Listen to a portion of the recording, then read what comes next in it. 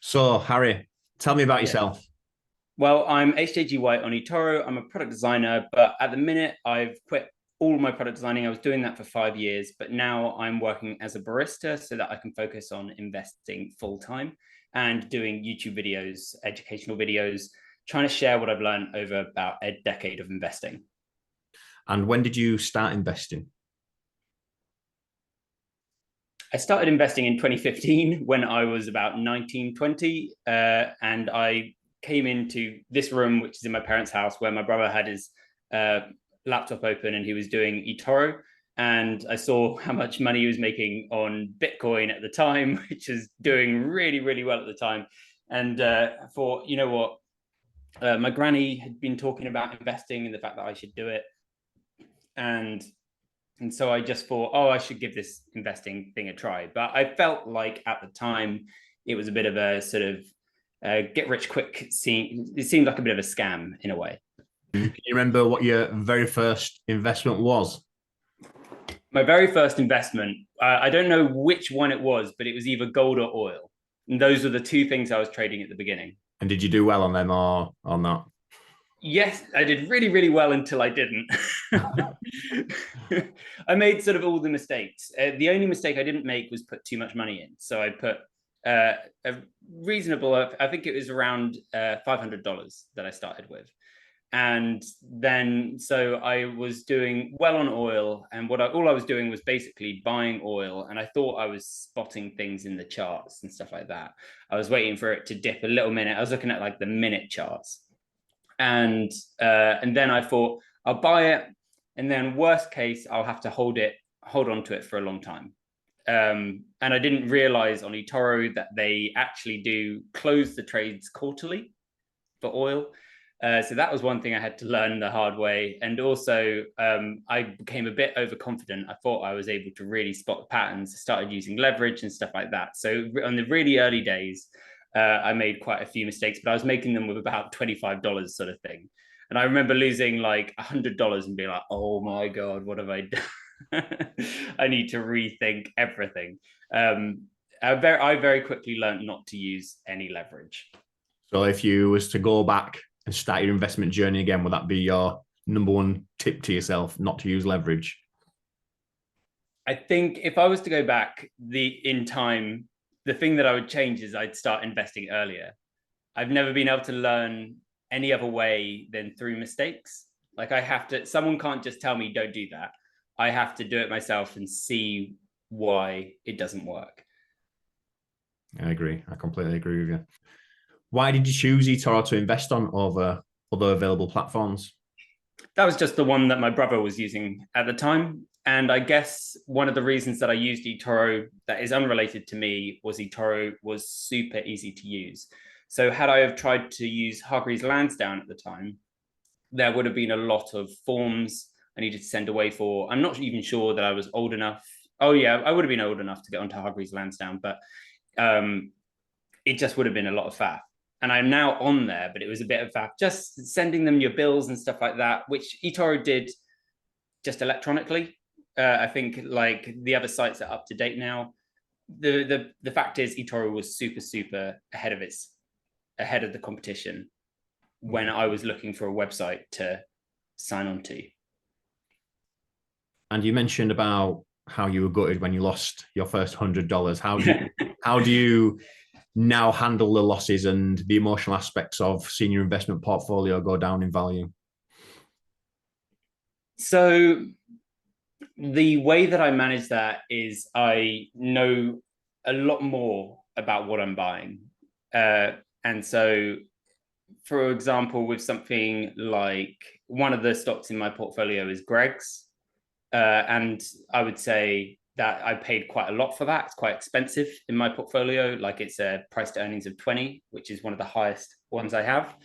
But I know if the share price drops by half, I'll double that position So I because was, I was just looking at your post on Greg's actually, and whereabouts do you live? I live in West Yorkshire.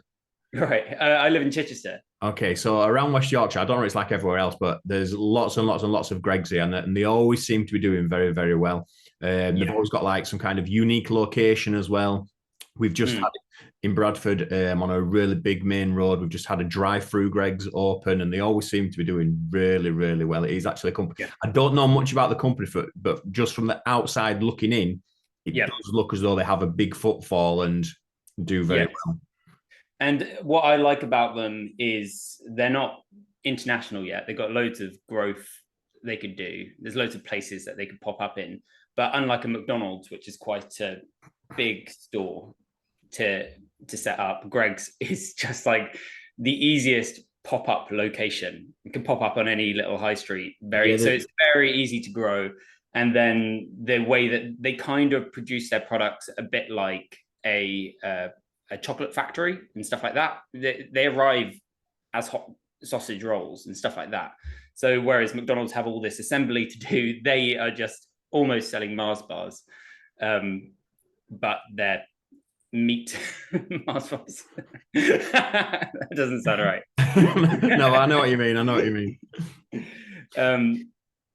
And so what are your long-term goals on eToro then? Long-term goal, I mean, I'm going to be, my long-term goal is to be alive and well as Charlie Munger was when he was 99. And my goal is when I'm at that point to have the entire capacity to not work. That's the ultimate goal, is to be able to say no to any job that comes your way because it's not what you want to be doing, and pursue the things that I think are the most meaningful. And so I see investment as the means to that. It just so happens that I think the thing that I enjoy the most is investing. So I don't think that'll ever be a point I actually retire. But yeah, that's my. So I'm thinking until I'm 90. That's sort of my long-term objective with investing. But obviously, I'm trying to buy stocks that have, because I can't predict reliably into that point. The question that I ask myself is, what's not going to change in the next 5-10 years? That is a quote that I got from this book for Christmas. I just read the first chapter and it's absolutely brilliant. So everyone should read it. But yeah, Jeff Bezos got asked a question, what's going to change in the next 10 years? What's going to change most in the next 10 years? And he says, that's the question I get asked most outside of his company. When he's inside the company working out what he's going to invest in, he's like, what's not going to change? So in 10 years time, consumers are still going to want free shipping and cheaper products. And so it's really easy for him to decide to invest in things that clearly deliver on that goal. So like an electric car is an obvious investment for him because it may potentially it's a way of getting the product from A to B just 10% cheaper. And if he can do that, then that gives him a competitive advantage. And what is your outlook for the markets in 2024? Have you got any predictions or? Predictions for the market? I don't think the AI thing is going to go away. But what I'm excited to see is, I'm not really as excited about the sort of Bing AI and ChatGPT and stuff like that. I heard a story that Coca Cola are using AI and they don't want to use the ChatGPT and stuff like that. They don't want to use a third party because they don't want to give away their employee data and confidential information. And what's incredible is it's already at the point where they could have their own computer, their own independent AI computer server for Coca-Cola. And that will theoretically replace their HR department. And so you as an employee can ask the company's AI, how many holiday days do I have left? And I want to raise, how can I get a raise? I want to be on this salary. And the AI can say, well, you've met these goals, but in order to get to the next salary, you need to meet these goals and stuff like that, and just provide instant answers.